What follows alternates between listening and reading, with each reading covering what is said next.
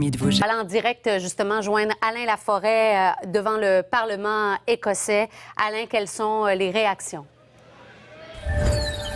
Ouais, ça festoie encore un petit peu, mais évidemment, il ne reste plus beaucoup de monde. Là. Je vous dirais, au début de nuit, il pouvait y avoir à peu près 300 personnes ici. Il en reste à peine une cinquantaine. Ça a été une douche d'eau froide là, pour les tenants du oui qui étaient ici rassemblés devant le Parlement écossais.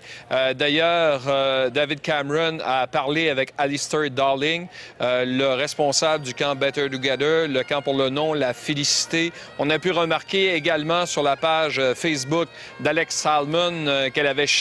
Maintenant, on voit One Scotland, une nouvelle page sur la page du premier ministre qui devrait parler un peu plus tard cette nuit. Bref, j'ai discuté, vous l'entendez d'ailleurs, avec Chris Davidson. Il est camionneur dans la région de Glasgow. Il a 39 ans, il a 2 enfants. C'est un Écossais pur qui espérait que le oui gagne. Et il va un peu dans ce que François disait un peu plus tôt, la même lignée de pensée. Énormément de pression maintenant sur Westminster pour que les choses changent. Je vous propose de l'écouter. Tomorrow, if there is a no vote and no powers, the world is watching us. They will see, wait a minute, we are getting these powers promised us. There is no powers. Everybody has seen it. The next vote will be a yes. No matter what, Scotland will be independent.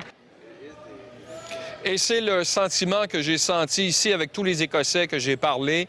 Évidemment, plusieurs nous ont dit on est en situation de gagnant-gagnant parce qu'on espère évidemment que les promesses qui ont été faites, entre autres par David Cameron, seront tenues au cours des prochains mois, des prochaines années, pour donner beaucoup plus de pouvoir de taxation, de pouvoir fiscal, de pouvoir économique, de pouvoir en santé au Parlement écossais qui est ici seulement depuis 1999.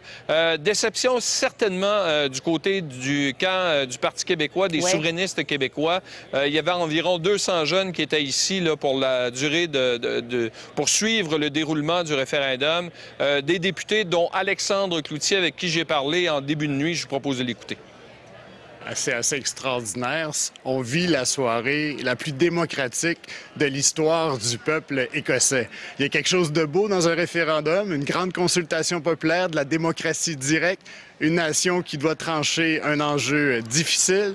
Et je pense qu'on doit admirer leur capacité à avoir débattu dans le respect, avec des arguments profonds. Je pense que s'il y a quelque chose qui m'a frappé aujourd'hui, particulièrement dans les rues, c'est de voir à quel point c'était tranquille, voir à quel point c'était normal, où les commerces étaient ouverts, les établissements publics étaient également en fonction, comme si tout était normal.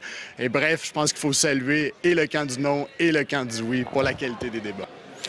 Bon, les responsables, en tout cas les députés du Parti québécois qui sont ici, là, Martine Ouellette, Mathieu Traversy, Alexandre Cloutier, Pierre-Carl Péladeau, nous ont dit qu'ils nous parleraient un peu plus tard au cours de la journée.